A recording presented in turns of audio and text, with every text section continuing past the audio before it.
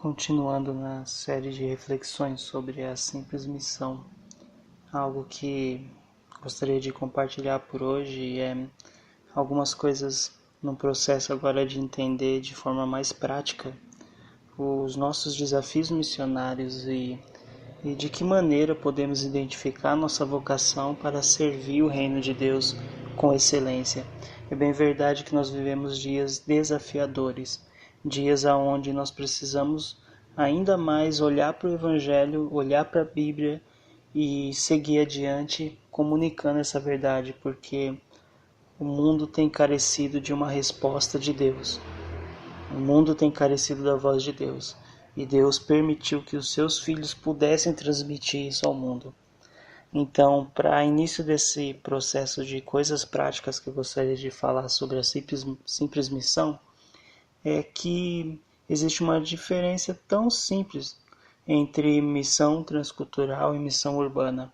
É importante a gente entender que ambas são oportunidades que Deus nos dá. Às vezes nós colocamos nome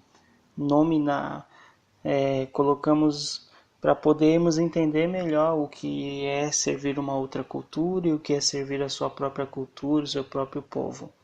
A missão urbana não é inimiga de missão transcultural. Ambas existem para que nós possamos, da nossa melhor maneira, servir de acordo com a vocação que Deus nos deu.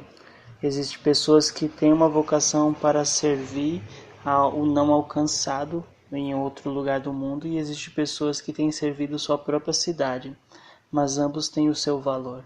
Ambos têm a sua responsabilidade e ambos têm os mesmos desafios de poder fazer com que Cristo seja conhecido. E é importante que a gente entenda isso para que não venhamos a pensar que só quem está fora tem valor ou só quem está dentro. Cada um de nós temos a oportunidade de obedecer a Deus por meio da vocação que Ele nos dá. Falar de missão urbana e falar de missão transcultural é falar de missões. E missões é importante, nós precisamos lembrar disso e precisamos desenvolver ideias práticas sobre missões. Em muitos momentos só olhamos para missões de uma maneira filosófica, mas ela não é apenas filosófica. Missões é para que nós possamos obedecê-la, possamos ir.